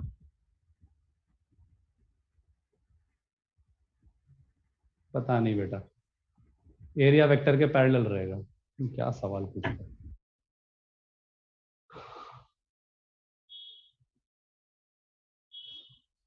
आई के परपेंडिकुलर क्या होता है बेटा? आई की कोई डायरेक्शन सर होती है, कोई मतलब वेक्टर है आई वो। जिसमें जिस प्लेन में मतलब कि फ्लो कर रहा है उसके परपेंडिकुलर। तो एरिया वेक्टर बोलना सीधा, करंट का काय को उलझ रहा है? एरिया वेक्टर के पैरेलल होता है, और अपन लूप के अलोंग फिंगर्स घुमाते हैं, वहां से डायरेक्शन आ जाती है बस। पन्ने पलटो थोड़े, एम वेक्टर के बारे में कुछ चीजें लिखवा रखी है मैंने। इतना सिंपल अच्छा डायग्राम बना के बता रहा हूँ कि सब चीजें एक ही है, तब भी सब करंट के परपेंडिकुलर होता है क्या? करंट प्लेन, रिंग का प्लेन, उसके परपेंडिकुलर एरिया वेक्टर की डायरेक्शन है। अब एरिया वेक्टर ऊपर भी हो सकता था, नीचे भी हो सकता था, क्योंकि टू डायमेंशनल फिगर है। तो राइट हैंड कर्ल रूल से जहां पर अंगूठा जाएगा वहां पर एम वेक्टर आएगा। सर ये वाला भी ड्रॉ करना है क्या, लेफ्ट साइड वाला? वो आपके समझने के लिए, चाहो तो कर लो, नहीं तो ठीक है, आपकी इच्छा। हाँ सर ठीक है।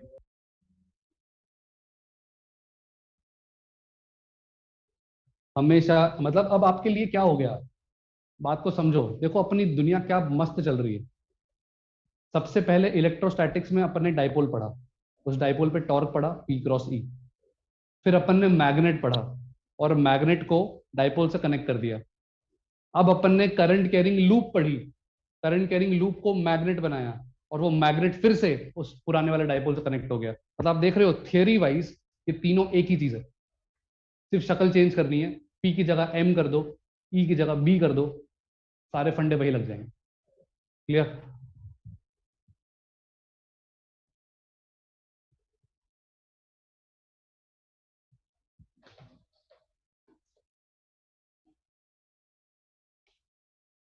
तो जैसे कि अपना जो प्रीवियस एग्जांपल था, जिसमें मैंने करंट ऐसा दे रखा था, मैग्नेटिक फील्ड ऐसी दे रखी थी। अब अपन ने उसके अंदर पूरा सॉल्व किया था, देखा था कि यार ये वाले भाई साहब अंदर जाएंगे, ये वाले भाई साहब बाहर आएंगे, मेहनत की थी ना। अब मैं आपको बोल रहा हूँ इतनी मेहनत नहीं करनी। ये आप देखो, क्या ये एम वेक्टर बाहर की तरफ है? क्या ये एम वेक्टर बाहर की तरफ है, हाँ या ना? Yes sir. ठीक है। अगर एम वेक्टर बाहर है, बी वेक्टर ये रहा, तो क्या एम वेक्टर और बी वेक्टर के बीच में तो मतलब टॉर्क तो लग ही रहा है। टॉर्क कितना है? सीधा सीधा एम क्रॉस बी। तो आपका आंसर डायरेक्ट आ गया, आई इंटू ए इंटू बी। आंसर तो आ ही चुका है। अब आता है खेल ये कि बताओ कि जो ये प्लेन है वो कैसे घूमेगा, इसकी खाली फीलिंग चाहिए, तो खुद सोचो। अबे बी वेक्टर तो हमेशा इसी, बी वेक्टर तो यूनिफॉर्म है, ये तो कभी चेंज होना नहीं है, ये तो फिक्स है। अब एम वेक्टर, लेकिन एम वेक्टर तो चेंज हो सकता है ना, क्योंकि लूप रोटेट होगी। तो जैसे जैसे लूप रोटेट होगी वैसे वैसे एम वेक्टर भी रोटेट होगा, क्योंकि एम वेक्टर लूप के परपेंड, अब एम वेक्टर कुछ नहीं है, एरिया वेक्टर है, सिंपल। ठीक है। तो अब आप सोचो, अपने को पता है कि एम वेक्टर बाहर की तरफ है और बी वेक्टर इधर की तरफ है। खुद सोचो, बी वेक्टर जैसे ये रहा, ये मेरा लेफ्ट हैंड है, और एम वेक्टर ये रहा। तो understandably m vector will try to align itself. M vector अगर इधर की तरफ आएगा तो क्या समझ में आता है, ये जो लूप है ये ऐसे बाहर की तरफ आएगी ना, तभी ना एम यस वेक्टर सर। इधर की तरफ आएगा।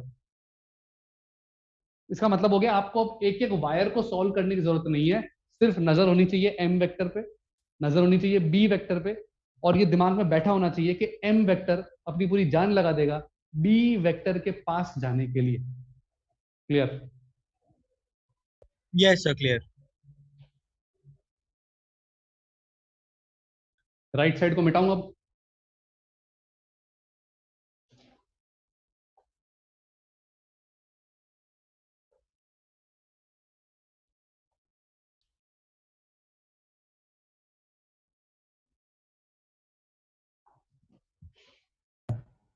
करूंगा। बोलो बेटा, कुछ बोल रहे हो?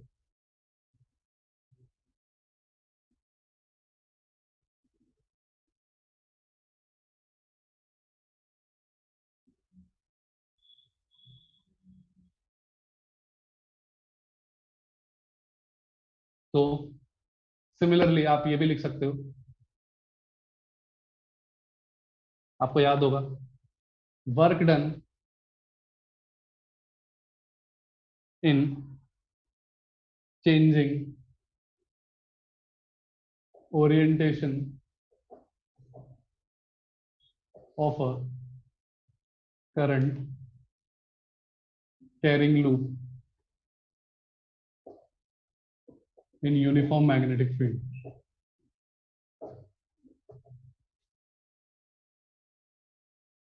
will be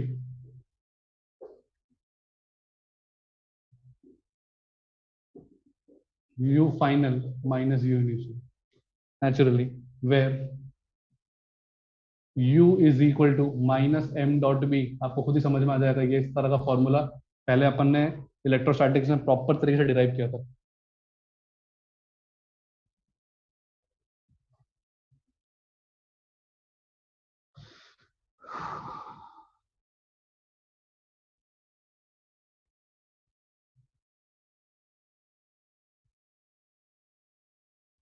देखो यार, मतलब ये मैग्नेटिक फोर्स कंजर्वेटिव।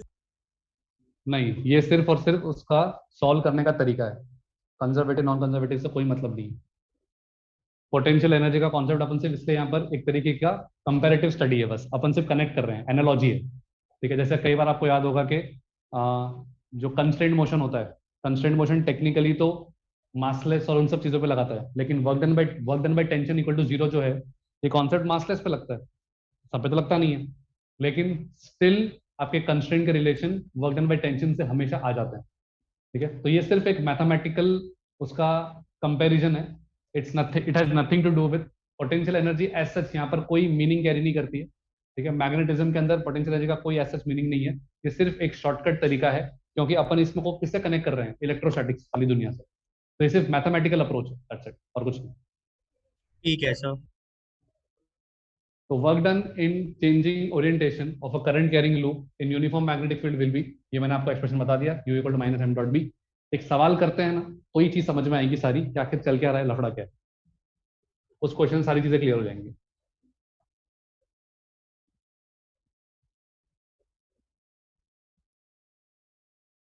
ठीक है, लेट्स से ये एक एक्सिस है,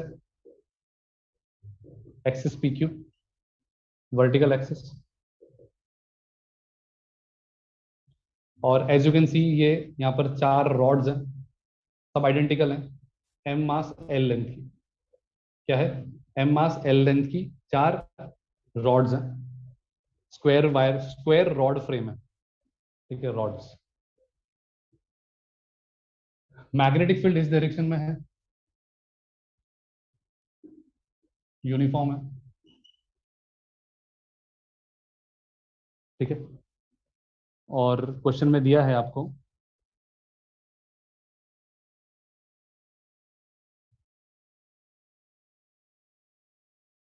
loop is hinged about smooth axis PQ and is free to rotate about it.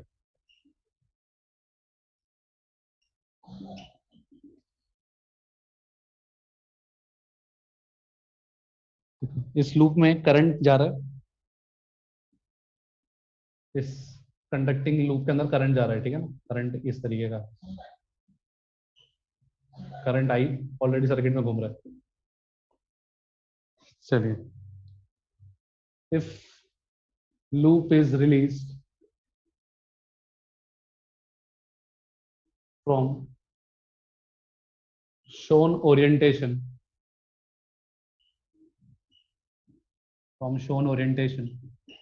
find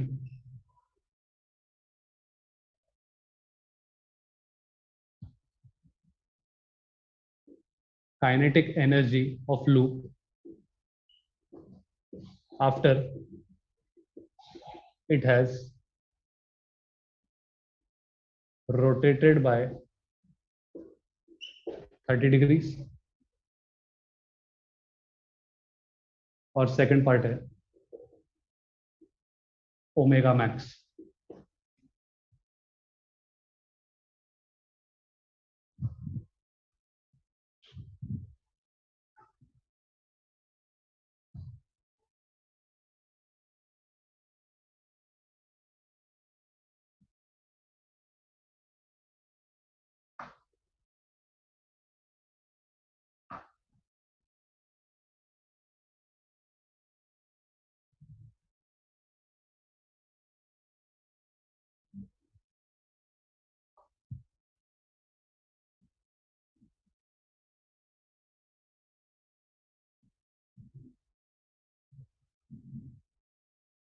पहले सोचो इस लूप, ये लूप को टॉर्क लगेगा क्या? पहले तो ये बताओ, टॉर्क लगेगा लूप पे? Yes sir. यस सर, लगेगा ना। बिल्कुल लगेगा, क्योंकि एज ऑफ नाउ जिस ओरिएंटेशन में आपने छोड़ा है उस ओरिएंटेशन में जो कैपिटल एम है वो इनसाइड है, कैपिटल एम इनसाइड है। तो एम की इच्छा क्या होती है हमेशा? वो बी वेक्टर की डायरेक्शन में आना चाहता है। तो बी की तरफ आने के लिए नेचुरल सी बात है ये लूप घूमेगी, और वो लूप घूमेगी तो फिर ये आपका सवाल है काइनेटिक एनर्जी आएगी, टॉर्क लगेगा तो काइनेटिक एनर्जी आनी चाहिए। और इसके लिए आपको बहुत बेसिक काम करना है, एनर्जी कंजर्वेशन करनी है, दैट्स इट।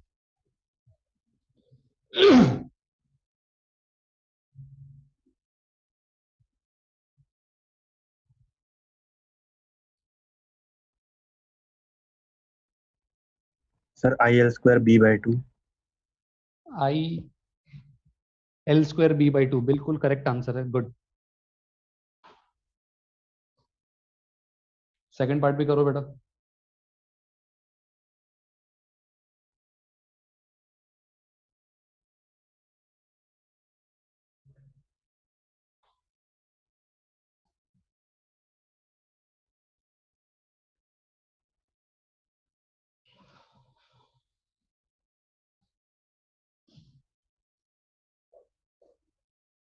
देखो यार, क्या निकालना है? काइनेटिक एनर्जी लूप की निकालनी है after it has rotated by 30 degrees.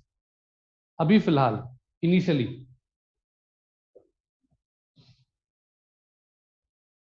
Theta between m and b is what? 90 degrees, yes or no? And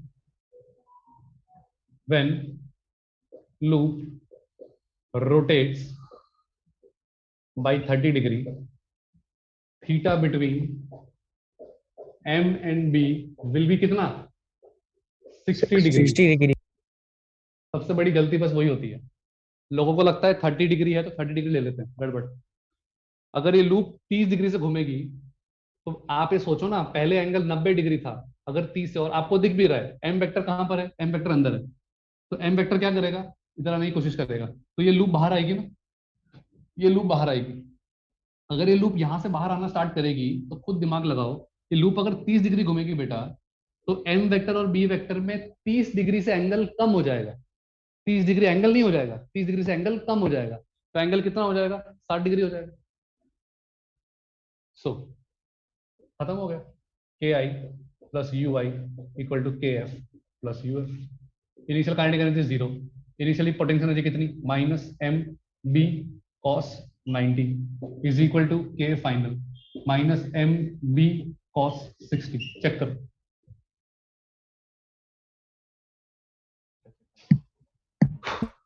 हो गया बेटा, खत्म। Therefore K final is equal to कितना आ गया? IL²B/2। पहला पार्ट क्लियर, एकदम इससे क्लियर वर्ड्स में लिखवा नहीं सकता भाई, एक एक चीज लिखवा दी है।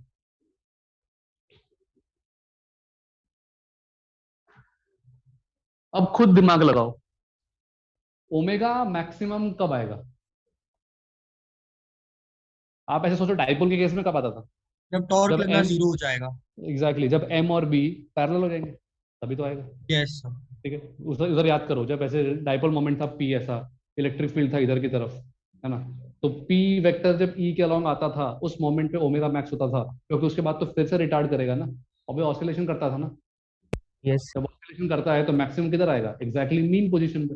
तो मीन और पोजीशन थीटा जी। होगा, टॉर्क जीरो होगा, फोर्स जीरो होगा, सब जीरो होता है, वही वाली चीज। तो यहाँ पर ओमेगा मैक्स कब आएगा? जब एम और बी के बीच में एंगल क्या हो जाएगा? 0 Zero. डिग्री। तो देखो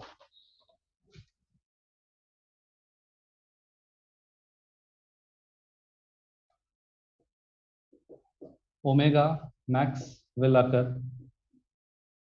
when m and b will be aligned in same direction. Therefore 0 plus 0, अबे इनिशियल तो 0 ही थी, सब कुछ 0 है, ठीक है, is equal to k max minus m b cos 0 degree, correct? Yes sir, सही है। Yes, sir. अब मुझे ओमेगा मैक्स निकालना है, तो मतलब मुझे काइनेटिक एनर्जी लिखनी है। अब इसमें तो इस चैप्टर का कोई रोल ही नहीं है, ये तो आरबीडी के अंदर कर सकते हो। Half I omega square. Half I तो कितना हो गया? ml square by 3 into 2 plus Plus ml ml square into omega max का square minus I L square into B. अब ये मत बोलना सर मोमेंट ऑफ इनर्शिया कैसे लिखा। इन दोनों रॉड्स का तो ml square by 3 ml square by 3 आ जाएगा, और ये पूरी रॉड एल डिस्टेंस पर है ना, तो ml स्क्वायर आ जाएगा। इस एक्सिस का अबाउट लिख रहे हैं। Yes sir. यहाँ से आपका जो भी है ओमेगा मैक्स आना है वो आ जाएगा।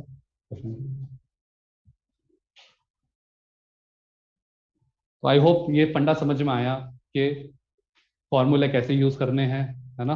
टॉर्क लगेगा, बिल्कुल लगेगा। टॉर्क किस तरीके से लगेगा, पोटेंशियल एनर्जी का यूज अपन कैसे ट्रिक तरीके से कर लेंगे, माइनस एम डॉट बी वाले फॉर्मूले को यूज करके आप कर सकते हो। तो ये सब चीजें आपको ध्यान रखनी है। करो कॉपी। सर जहाँ मैकेनिक्स आ जाता है उसको सॉल्व करने में मजा आता है। और एक्चुअली होना भी वही है, धीरे धीरे 12th के अंदर धीरे धीरे मैकेनिक्स तो घुसेगी घुसेगी, क्योंकि अब 12th के एक्सक्लूसिव क्वेश्चंस तो कितने ही होंगे, 11th को इन्वॉल्व करेंगे ही करेंगे। यस। कम होता है तो इसके लिए इसका फायदा ये होता है ना कि जैसे मान लो अब जैसे मैंने 12th में आपको किसी सेक्शन में 5 सवाल कराए, ठीक है, और 5 में से लेकिन 4 सवाल का एक्सक्लूसिव यही चैप्टर होगा, लेकिन एक क्वेश्चन 11 से कनेक्ट होगा। अब वो 11 से कनेक्ट वाला जो क्वेश्चन हुआ वो हो सकता है मैक्सिमम लोगों से ना बने, लेकिन उसको रिवाइज करो और फिर उसी से रिलेटेड क्लास नोट्स वापस पढ़ो, वही तो ग्रोथ होती है। आपको लगता है कि 11th रिवाइज करने का टाइम नहीं मिलता, बेटा 11th रिवीजन हर समय होता है, हर मोमेंट पे होता है, डीपीपी के थ्रू होता है, क्लास एग्जाम्पल के थ्रू होता है। अब वो आपकी समझ है कि अब आज क्लास के अंदर मैंने जैसे ये मोमेंट ऑफ इनर्शिया लिख के बताया, अब बहुत सारे बच्चे हो सकते हैं क्लास में जिनको समझ ही ना आया, सर ये यार याद नहीं आ रहा, तो बेटा वही तो है, क्लास के बाद में मोमेंट ऑफ इनर्शिया वाला टॉपिक को रिवाइज कर लो फटाफट बैठ के। वो होती है चीजें, रिवाइज ऐसे ही होता है।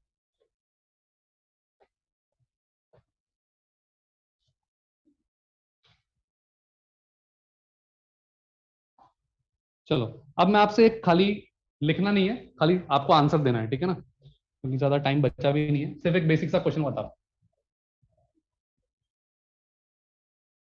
लेट्स से ये एक्स एक्सिस है, वाई एक्सिस है, और ये एक रिंग है। Ring is placed on ground, ध्यान रखना रिंग कहाँ पे रखी है, जमीन पे रखी है, बिल्कुल, है ना। इसका मतलब है ये हॉरिजॉन्टल प्लेन है, जमीन पे रिंग को रखी है और अपन ऊपर से देख रहे हैं, करेक्ट, ऊपर से देख रहे हैं। अब मैं आपको यहाँ पर कुछ केसेस बता रहा हूँ, जैसे मैग्नेटिक फील्ड दे रखी है पहले केस में बी नॉट आई कैप, दूसरे केस में बी नॉट जे कैप, तीसरे केस में बी नॉट के कैप, चौथे केस में b naught i cap plus j cap. मैंने आपको 4 तरह की मैग्नेटिक फील्ड दी है, पहला केस, दूसरा केस, तीसरा केस, चौथा केस। समझ में आ गया? करंट कैरिंग लूप है, जमीन पे रखी हुई है, इसका कुछ रेडियस आर है, वो तो ठीक है, और कंडक्टिंग रिंग है, वो सब ठीक है। मैग्नेटिक फील्ड मैंने आपको अलग अलग डायरेक्शन बता रखी है। अब आपसे मैं सिर्फ इतना सवाल पूछ रहा हूँ, अगर इस रिंग पे टॉर्क लगेगा तो नेचुरल सी बात है इसको घूमने की टेंडेंसी होगी। अगर घूमने की टेंडेंसी होगी तो अगर देखो या तो ये हवा में होती, अगर ये रिंग हवा में होती वो तो फ्री मूवमेंट कर लेती, आराम से पलट लेती इधर उधर कहीं पर भी, लेकिन ये कहाँ रखी है, जमीन पे रखी है।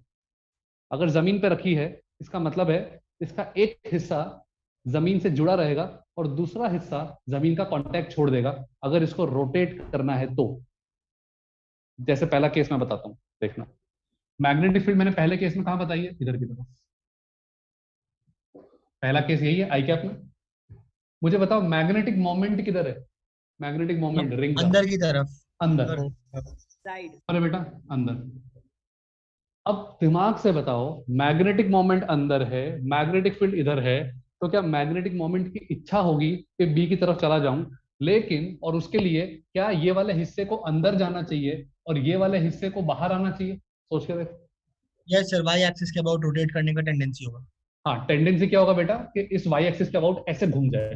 करेक्ट, बिल्कुल ठीक है। Yes, sir. अब Yes. प्रॉब्लम क्या है कि ये जमीन पे रखा है। कहाँ रखा है, जमीन पे। मतलब ये वाला हिस्सा अंदर नहीं जा सकता, नहीं जा सकता ना बेटा क्योंकि जमीन पे, लेकिन ये वाला हिस्सा बाहर आ सकता है। ठीक है, तो मेरा इस पर्टिकुलर क्वेश्चन में सवाल पता है क्या है कि इस रिंग का मतलब इस रिंग का ऐसा कौन सा पॉइंट है जिसके अबाउट ये रिंग घूमने की टेंडेंसी रखेगी, या ऐसा बोल सकते हो ऐसा कौन सा पॉइंट है इस रिंग पे जो कांटेक्ट नहीं छोड़ेगा? सर लेफ्ट कौन सा एक्सट्रीम। होगा? Left hand. एग्जैक्टली ये वाला पॉइंट जिसके कोऑर्डिनेट हो जाना चाहिए -r,0। सोच के बताओ, क्या दिमाग से यस सर। Yes sir. है ना? मैं वापस समझाता हूँ, जिस बच्चों को थोड़ा गुल हो गया, गुगली हो गई, सुन लो मैं क्या कह रहा हूँ। अगर ये रिंग जमीन पे नहीं रखी होती तो अंडरस्टूड था ये वाला पार्ट अंदर जाता, ये वाला पार्ट बाहर आता, वाई एक्सिस के अबाउट घूम जाता सिस्टम। लेकिन ये जमीन पे रखा हुआ है, मतलब इसकी जो इच्छा है वो पूरी नहीं होगी, इसकी इच्छा तो पूरी हो जाएगी। अब ये तो बाहर आ ही सकता है। इसका मतलब है इस रिंग में कौन सा पॉइंट है जो कांटेक्ट मेंटेन रखेगा अगले मोमेंट पे भी, यही वाला पॉइंट है। इसके अबाउट सिस्टम घूम जाएगा। जैसे अगला case B0 J cap, magnetic field कहाँ है, इधर की तरफ। अब बताओ कौन से पॉइंट के अबाउट होगा इस बार? 0, -r। इस वाले पॉइंट के अबाउट। कुछ बुद्धि चल रही है? इस बार इस रिंग की इच्छा क्या होगी? मैग्नेटिक फील्ड ये रही ना बेटा, m वेक्टर अंदर रहा, तो m वेक्टर की इच्छा होगी बी की तरफ आ जाऊं, Yes, बी की sir. तरफ आ जाऊं। तो नेचुरल है ये वाला चाहेगा अंदर जाऊं, ये वाला चाहेगा बाहर आऊं, तो बाहर वाला तो बाहर आ ही जाएगा, अंदर वाला अंदर नहीं जा पाएगा। तो क्या अंदर वाला मैं कह सकता हूं कि जमीन के साथ टच रहेगा? Yes, sir. यस सही है। सर। तीसरे वाले केस में बताओ, तेरी तो उड़ने का कोशिश करेगा ऐसा लग रहा है। तीसरे वाले केस का बताओ। अबे हर पॉइंट कांटेक्ट में रहेंगे कदे, तीसरे वाले में टॉर्क ही नहीं है। Yes sir. अरे हाँ सर, एक ही एक्सिस पे तो आ गया। तीसरे वाले में तो मैग्नेटिक फील्ड और m वेक्टर पैरेलल या एंटी पैरेलल, अबे कुछ भी हो यार, पैरेलल हो या एंटी पैरेलल हो, टॉर्क तो जीरो है ना, टेंडेंसी तो है ही नहीं ना। तो क्या तीसरे केस में तो नो टेंडेंसी टू रोटेट, हाँ या ना? Yes, sir. तो बने रहना, जिंदा रहना। 1 2 3 तीनों केस समझ में अगर आ गए तो चौथे केस का आंसर दो, कौन से पॉइंट के अबाउट रोटेट होगा? Sir -r, -r/√2, -r/√2। हाँ बहुत बढ़िया। 45 डिग्री पर है ना मैग्नेटिक फील्ड पगलो, तो रिंग का ये वाला पॉइंट आएगा ना, और अगर 45 डिग्री पर आएगा तो इस वाले पॉइंट, अबे सर्कल के कोऑर्डिनेट्स क्या होते हैं इतना तो पता है ना, r cos x0 theta r sin -r theta. cos theta. हाँ सर। Yes. ये वाले कोऑर्डिनेट, तो ये वाले कोऑर्डिनेट कितने बन गए? -r/√2 -r/√2। Yes. अब जल्दबाजी में बच्चे क्या करते हैं, सर -r, -r, या फिर -r/2, -r/2। देख के करो, ढंग से करो। 45 डिग्री वाली लाइन पे मैग्नेटिक फील्ड अगर है तो एग्जैक्टली इस पॉइंट के अबाउट m वेक्टर चाहेगा ना कि ऐसे आ जाए उसके पास, ऐसे इस डायरेक्शन में, तो नेचुरल है इस पॉइंट के अबाउट घूमने की टेंडेंसी रखेगा। मैंने सवाल लिखाया नहीं, सवाल नहीं है, खाली फीलिंग समझा रहा हूं कि m वेक्टर की इच्छा b वेक्टर की तरफ जाने की है, तो लूप कैसे मूवमेंट करती है, कैसे मोशन करती है। आई थिंक समझ में आया? क्लियर? हाँ यस सर, सर। समझ गए। हाँ ठीक है बेटा, तो ऑलमोस्ट अपना ये सेक्शन तो खत्म सही हो गया है। एक आध सवाल और मैं शायद करा दूं, बाकी तो हो गया डन। सर अगली क्लास सेक्शन में, आई। हाँ सेक्शन टॉर्क वाला टॉपिक तो हो गया अपना। अच्छा, वो अगला है JH। फिर उसके बाद में वो गंदे गंदे टॉपिक हैं, जेई मेन वाले टॉपिक हैं, उसको अगले हफ्ते आराम से पढ़ते रहेंगे, करते रहेंगे, देखते रहेंगे। ठीक है, चलिए नेक्स्ट क्लास में मिलते हैं। Take care. सर एक